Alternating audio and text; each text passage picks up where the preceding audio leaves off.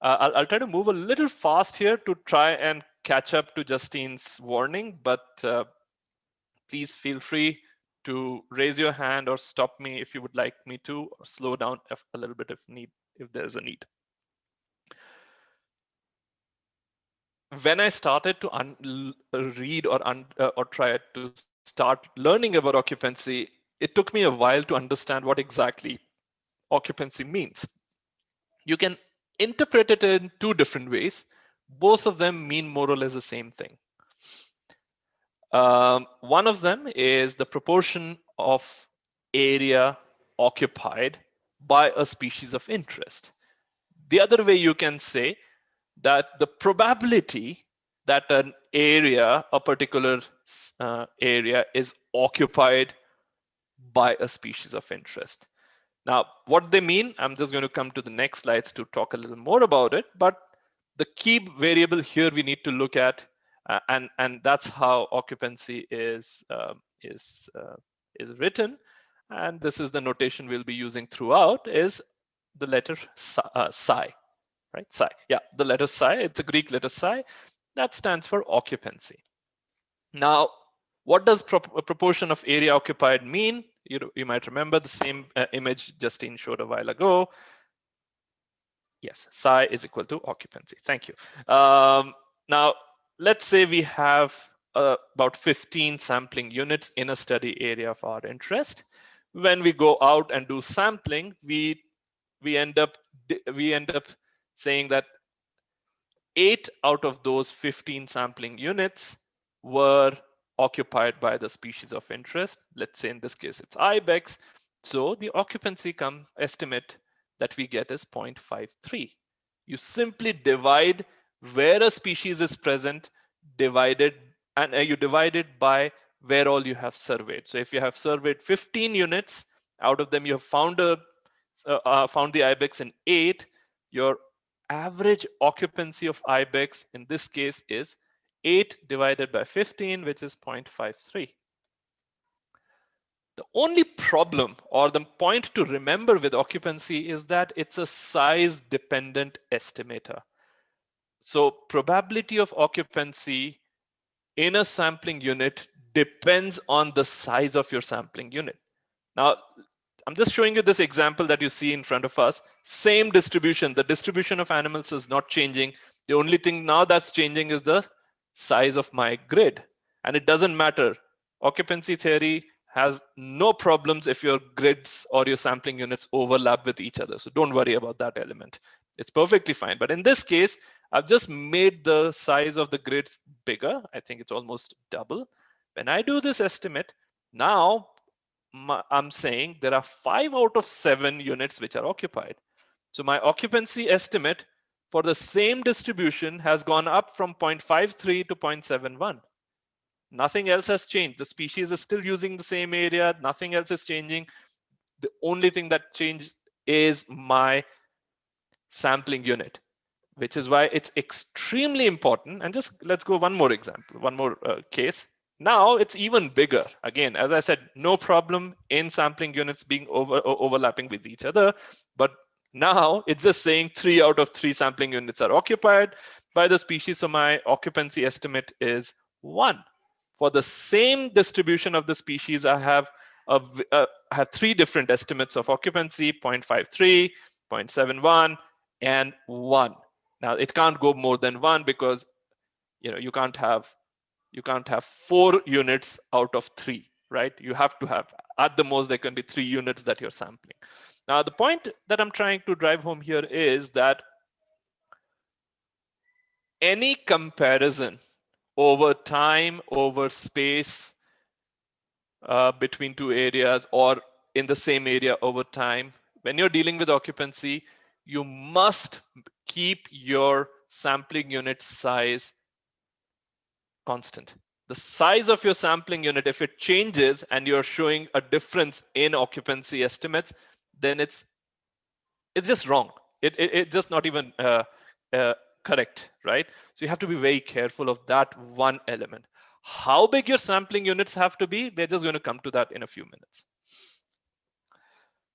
Okay, now Again, 8 out of 15, psi comes to 0.53. Fair enough, straightforward. But the problem is the wilderness or the habitats are not like a football ground where you can just go and count, or you can just fly over it and just make a quick head count. They're not like our a barn where you might have 15 goats walking around and you just calculate them.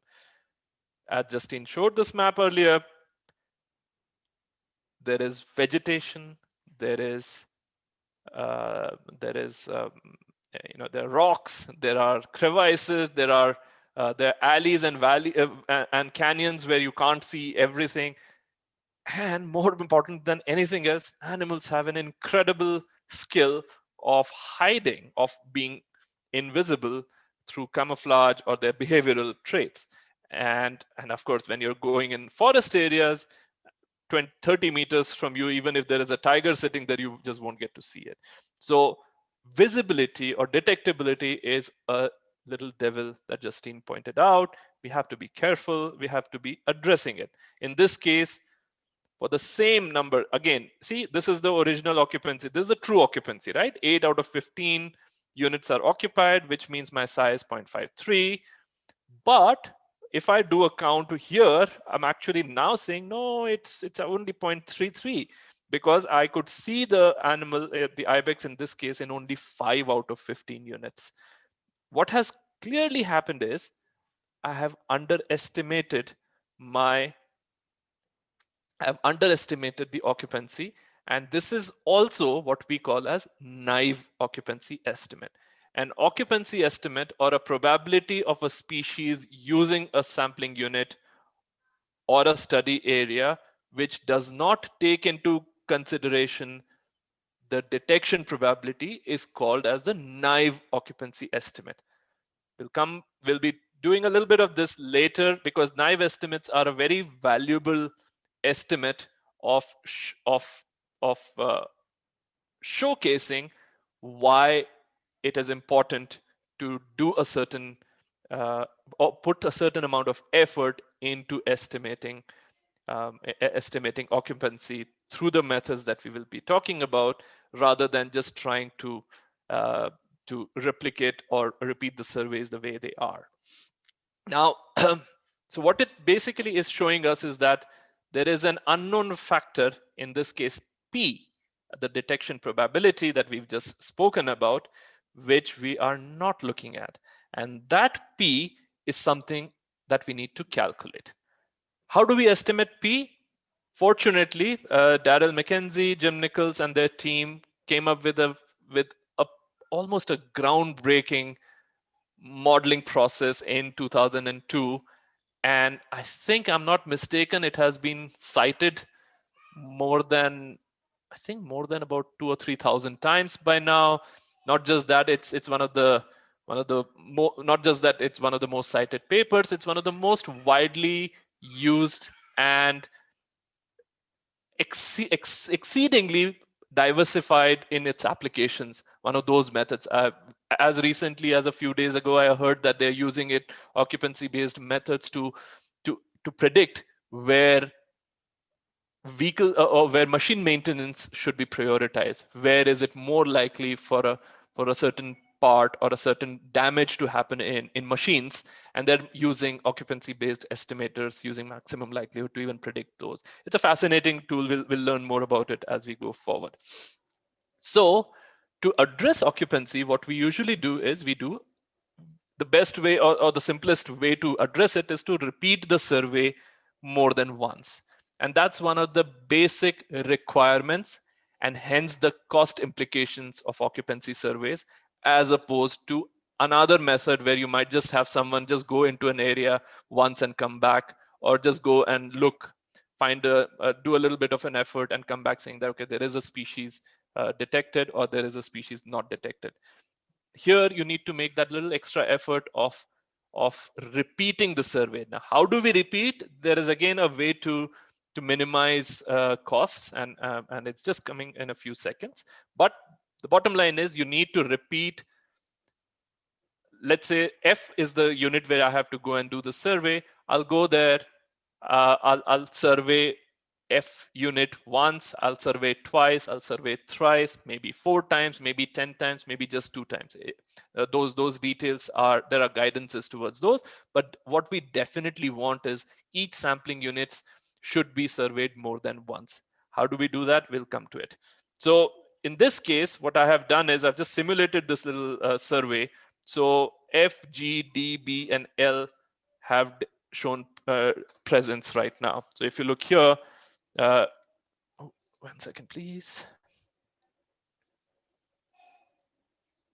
You see snow leopard present. You see ibex presence in these units right now, and that's where we have detected the presence of the species.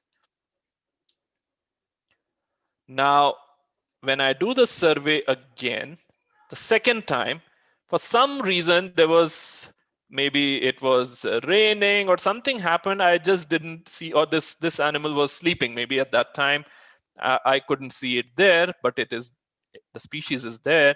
I only detected in these units, and one of the units where I did not detect it the last time, this time I ended up detecting it.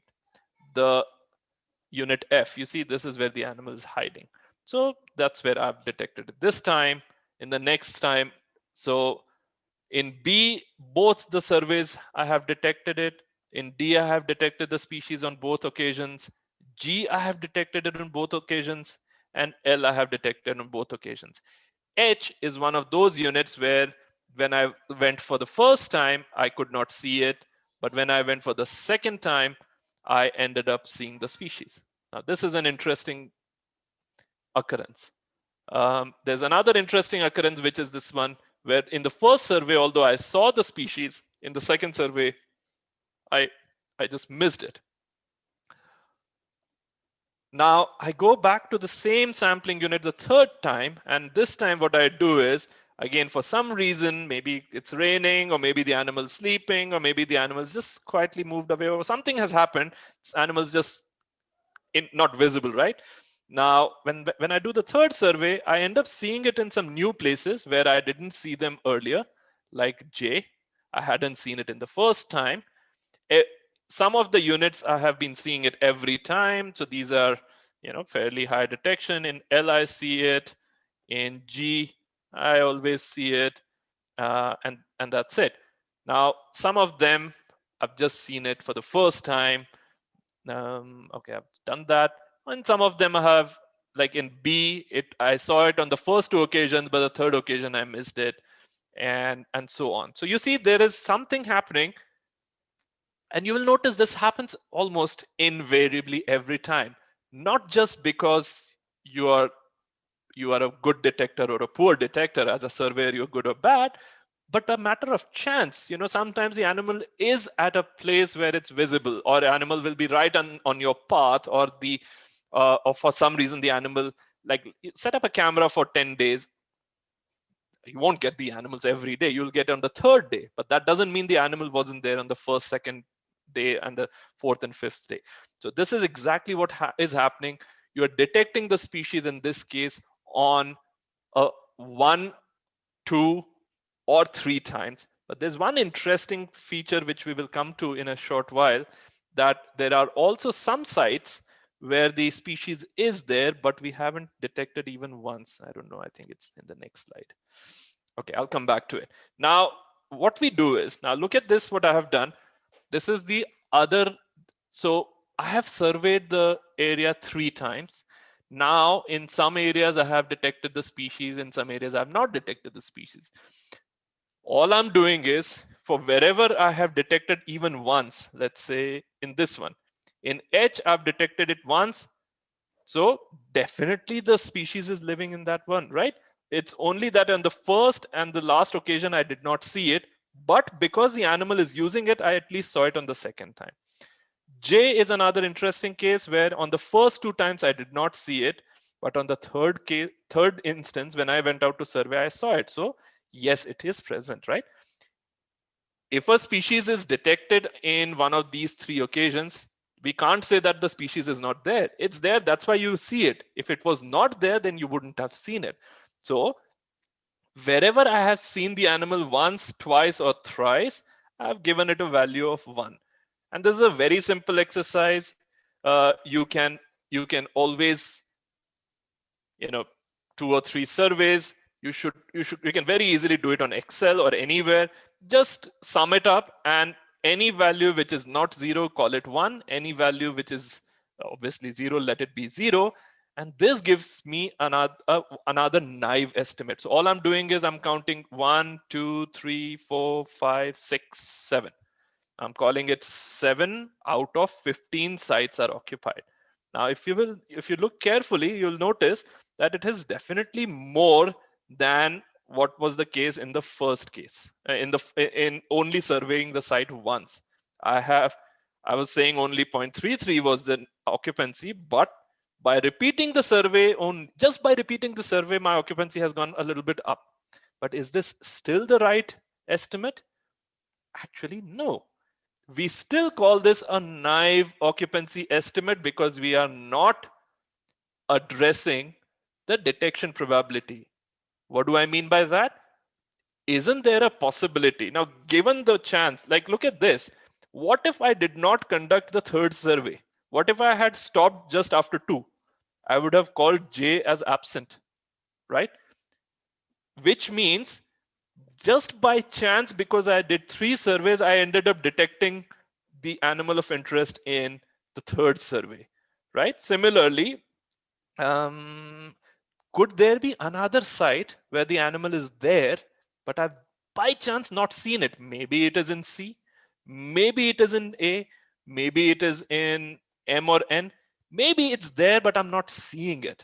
And that is the problem that we are trying to address. And to both Rub and Annalise's questions, I'll come to exactly try and explain how many repeats you need to do. This is still not the occupancy estimate we are interested in. This is still naive estimate. This is a simple number of the sampling units where all I have done is I've increased my effort. Instead of spending let's say each survey takes 1 hour. Instead of doing 1 hour survey, I'm doing 3-hour survey. Obviously, if I'm sitting in an area for a longer time, I might have a greater chance of encountering the animal, right? So all I have done is I've increased my effort.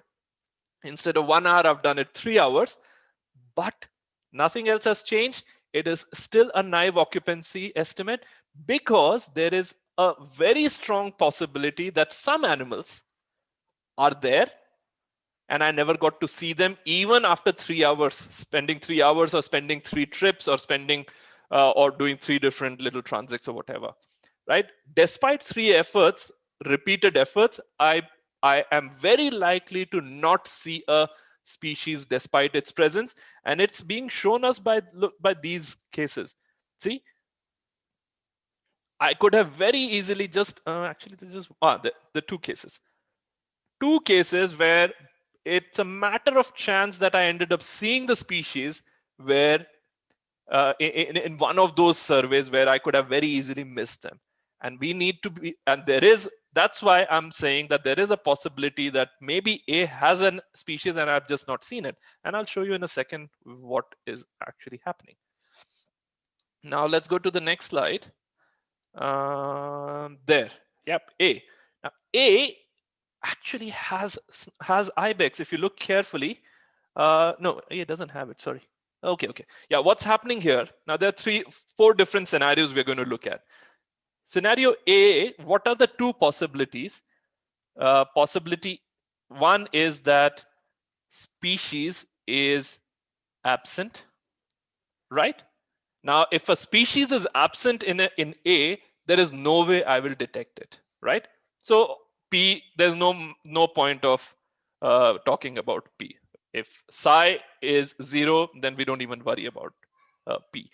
The other possibility is that there is a certain that the species is using it, but I have not seen the species with a probability of 1 minus P. Now, P is probability. So probability of getting a, probability is always sums up to 1. So let's say if I have a coin, the probability of getting heads is 0.5. This is probability of getting head.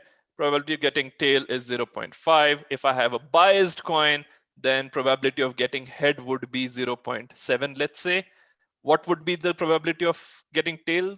It will be 1 minus 0.7, which will be 0.3, right? So that's a simple example of what probability does. All we are saying here is that the probability of detecting a species is P. Oops. Sorry, of detecting a species is P, then probability of not detecting is 1 minus P. So in case of A, when I did the survey 3 times, in each time there is a possibility that the species just wasn't there, in which case I won't see it, so I don't care about it. But there is a possibility that the species is there, and I missed it on the first occasion, and I missed it on the second occasion, and I missed it on the third occasion. Oops, 1 minus P3, right? Now, this is a possibility that can happen, that even though the species was there, I did not see it on the first, second, or third instance, right? That's a possibility. The other possibility here is that the species is not present. So which would be just simply 1 minus psi. So there are two possibilities. Either it's this, or it's just species is not present by a probability of 1 minus psi. Probability of a species being in the cell A is psi, and probability of a species being absent from A is 1 minus psi. Everything is being dealt with in probabilistic terms here, right? So that's what we are sort of. One second. Okay, now let me take you to the other example of what's happening in this case. This is the case of M. Now, what is happening in case of M? When I went there for the first time, I saw the species with a probability, and okay, because it is detected at least once, I definitely know that the species is present. Why am I showing M and H here? I think I missed one of those. Okay, let's say, forget about this one. I'm actually showing H1. Yeah, this is the one we are talking about. Sorry, I missed it there. Now, psi, so the likelihood of this particular case being true is that psi is there. I mean, the species is present there, but I missed it on the first occasion. Then I detected it on the second occasion with the probability P2. And then I missed seeing it on the third one with the probability 1 minus P3. Species is there because it was detected at least once. That means we are 100% sure now that species is using the grid cell H. All that is happening is I haven't seen it on the first and the third occasion, right? And if I know, if there is a way I can find out P, then I can start predicting how my estimators would be. I'll just show you another example. In case of L, now what is happening in this case?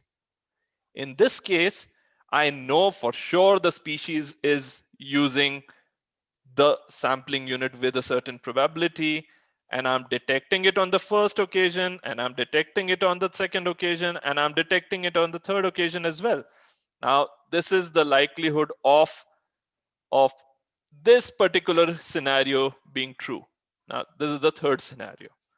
Now, similarly, I have one more case, I think. Yes, now this one. Now, this is the most interesting part, which is exactly what's happening in the first part. And I can show you slightly more complicatedly here.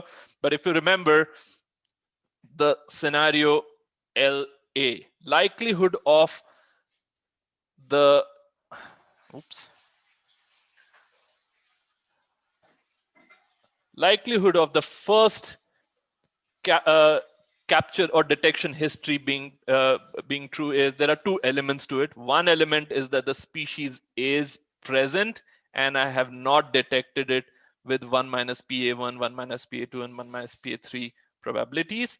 Or possibility two is that the species itself is absent in that unit. The probability of a species not being there in a certain unit is 1 minus psi A. Situation 2, LM. Am I doing M or H? This one is, this is this one. Okay, that's correct. This is LM. Again, exactly as the above, because now the difference between these two is in one of them, I know for sure that the species was present. If you look back, in M, we have the ibex. It's just that we've not detected it. So in reality, although this is what it's predicting, I know that this is not true. I know this is true because I know the reality or the truth in this case. The point which we are saying is that this, in a real life scenario, we will never know whether it's case one or case two, whether we have the species and yet it's not seen, or we simply don't have the species. And that's where we get into the whole realm of likelihood estimation, where we have more than one unknowns in an equation, and we use the maximum likelihood to find the most probable value for psi and p, the two unknowns in this case, to fit this particular data. Third case, I'll quickly go through it and then we'll come back. Now, in this case, what is happening is in case of H, if you look carefully, this one, I am seeing the species on the first, on one of the occasions. So I know definitely it's there, but I didn't see it on the first occasion. I saw it on the second occasion and I didn't see it on the third occasion with these particular probabilities. 1 minus pH1 is the probability of not detecting the species on the first survey. pH2 is the probability of detecting the species in the second survey, and 1 minus pH3 is the probability of not detecting species on the third survey. And this is one we've just discussed. It's a case where you see it every time, so you know definitely it's there and you're detecting it with a certain probability. Now, all of these are unknowns, but there are some generalizations that can be made. We can start assuming that PA, probability of detection, is constant across the entire study area, or it is variable across the entire study area. We can use all of these as unknowns and use likelihood estimators to come up with the most probable value for a psi and a p that will fit here. In other words, what we do is we use this, all of those likelihood canonical equations that we've just discussed. They can be put together in a simple likelihood equation, which can then be solved. And you can do this on Excel if you want to. And if some of you are interested, I'll happily share with you a simple Excel exercise to do this and come up with the likelihood of the probability of the species of our interest living in this study area. Yes, Nilofer, I'll definitely send you the Excel to do that. Okay, so that's what we essentially do in occupancy estimation. We survey a site more than once so that we have data on which can tell us something about the probability of detection, which is not 1, it is less than 1. If it was 1, then we would detect everything. But because it's less than 1, we have to find a way to estimate it. So when we survey a study area more than once, we collect data, which is then backfitted to the likelihood estimator, and it tries to find the best possible estimate for which my value of psi and p are estimated, and those are the values which we report. And in the next session, we will do a simple exercise where we will estimate it, and we'll see how close or not so close we are to the actual value. And looking at the way maximum likelihood works, it's almost like magical, because it's just fascinating how close to reality it gets us, using an equation where we have two unknowns, and it's almost like we have unknowns on both left side of the equation and the right side of equation, but it just finds the right balance where they're giving us the best possible solution. Okay, now quickly moving to okay, Justine, so that's where I would stop with the broad explanation of occupancy. What we can do is, I have another few slides. We can either get into the details of how do we do surveys, or we can take this in the next session, what exactly we mean by surveys. So let me know what others think. We can, or we can take questions right now. What would people prefer? I think I would suggest take a few questions, Kustub. I tried to answer some, and thank you to Chloe for also helping answer some questions. And then we can go into it next time, because it's building on it, right?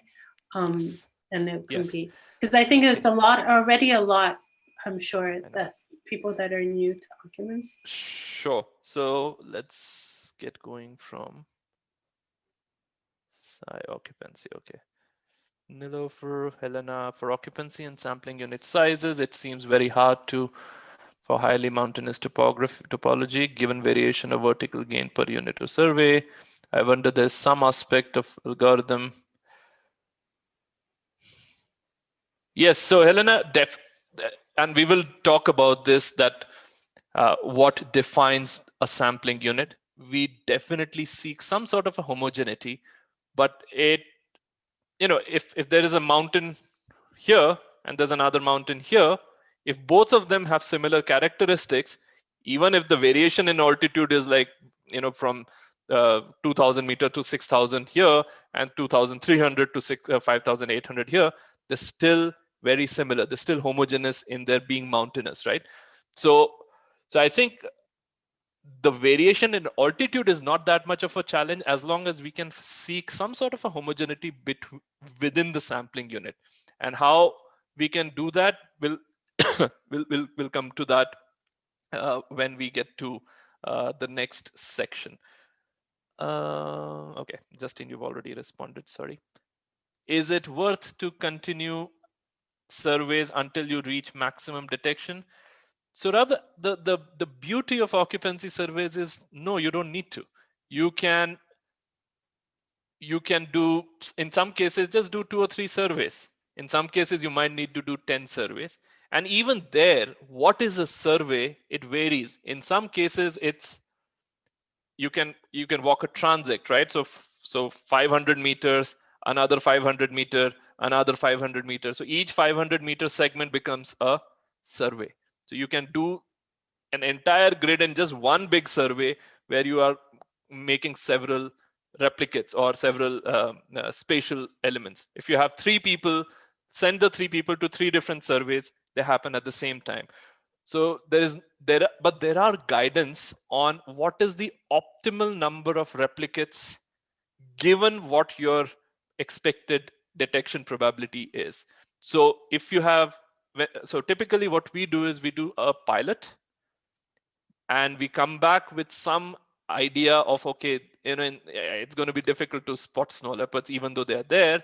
So we will have some estimates, and you can run it on the present software or in our present, and it'll give you some estimate that, okay, your psi would be, let's say, 0.3, and your detection probability will be 0.1. Given these two, how much effort you need to put?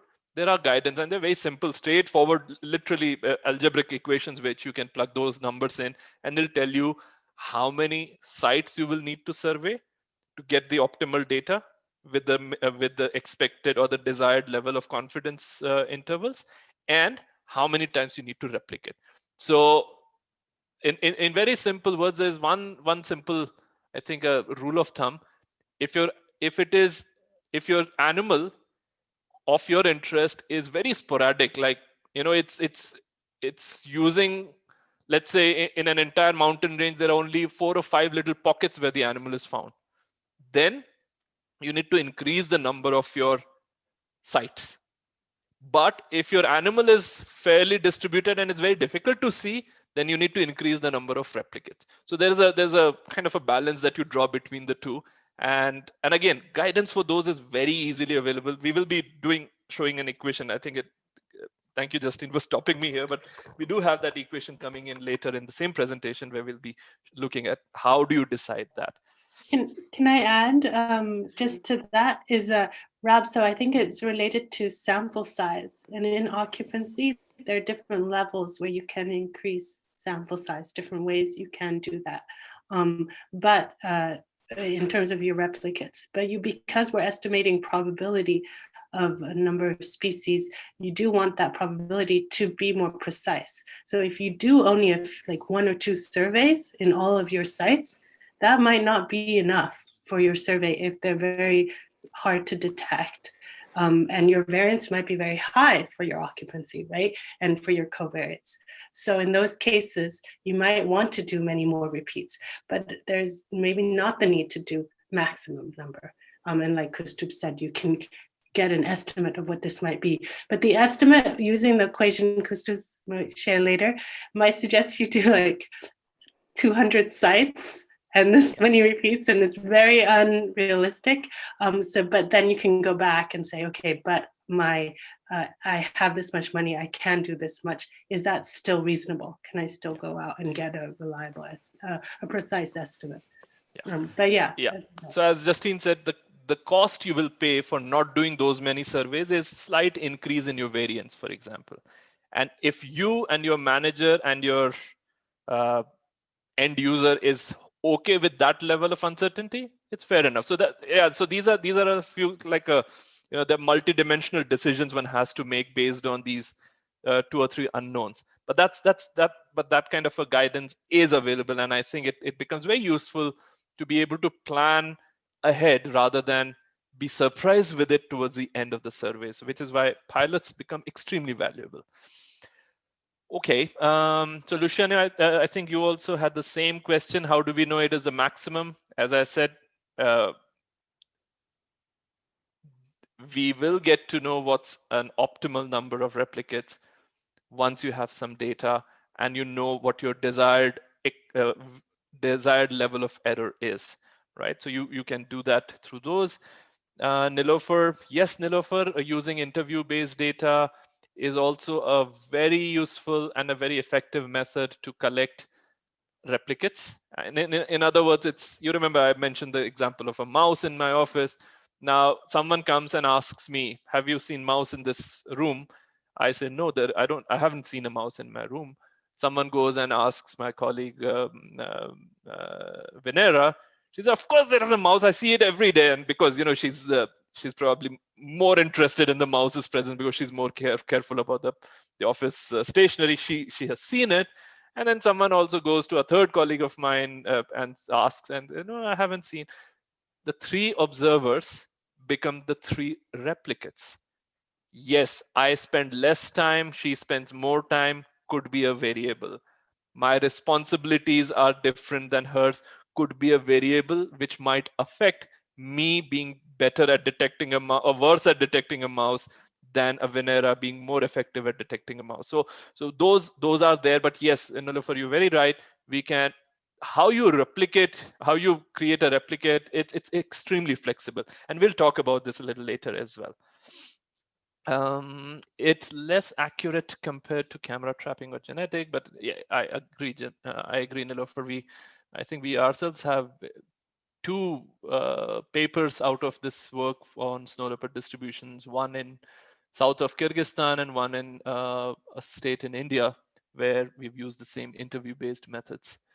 And they're fairly accurate because in one area right now, camera trapping has gone on, and it has sort of aligned fairly well with the assumptions.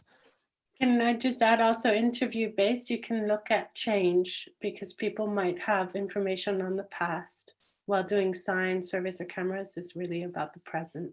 Absolutely. Absolutely. How many time do we need between each survey? Minimum, maximum? Your surveys can be continuous, Annalise. They can be literally one long transect of 5 kilometers can be split into 5 1-kilometer segments, and each of that 1-kilometer segment can be treated as a replicate without a problem. You can have a camera trap set for 3 months, and depending on what's the most optimal value of detecting a snow leopard, let's say in a month or in 10 days or in 15 days, you can have 3 or 9 replicates. So that's another way of looking at it. So it's again extremely flexible. You can have, there's no necessity how much dependence, how much time separation or how much spatial separation should be there. There are models which are available where you can address this a possible correlation. You know, if I'm seeing, let's say if someone's working on leopards or tigers, you might know leopards and tigers work on tracks, on roads or trails. Now, if you're doing a transect on those trails, that you see a tiger footprint here, you're very likely to see it in the next segment because you're just dividing the same segment, and maybe the same tiger has moved into 3 or 4 segments. So there is a spatial correlation between the segments. So the chances that I have seen a tiger's footprint in a particular sampling replicate are very high if I have seen it in the previous one, and they're very low if I have not seen it in the previous one, right? So there's a dependence, there is a relationship between them, there's a correlation between them. Those correlations can be addressed very cleverly and very effectively using Markov chain models, I think, and they really are not a problem. So it's extremely flexible. The entire methodology has been developed so much that it's quite flexible on some of these violations of assumptions. Yeah, that can I just add a little bit, Christoph, just to add that often the simple model assumes one assumption that I think Christoph will share next time we'll share is a closed population, right? Is like SCR, it's closed. So you no extinction, you know, we don't actually want the animals emigrating out of the area or new ones coming into the area. So if you are trying to do occupancy with camera traps, you might not want to be doing it for a whole year, for example, and then dividing that in a whole year because there might be risk of individuals leaving if you assume this closed population. But there are also open models. So that might help inform you how often you do, when you need to come, or the time between repeats, right, Kustub? I mean, that is an Absolutely. to keep Absolutely. for repetitions. Yes. And we'll come to this in slightly greater detail of what are the costs, or what's the trade-off of violating these assumptions. And you'll find it fascinating that in some cases, just the way you interpret your results, that it makes it fine to have those assumptions being violated. But we'll talk about those, and please be assured we'll be discussing those in greater detail. Then we have another question. Muhammad Abu Bakr is asking, for finding the occupancy, we have to survey in all grids of its home range? No. Again, I'm sorry, all the questions, I promise we will deal with all of these, but the beauty of occupancy-based surveys is that you don't need to survey every nook and corner. You can sample within samples, right? So occupancy method allows you to sample your sampling as well, and it's absolutely doable.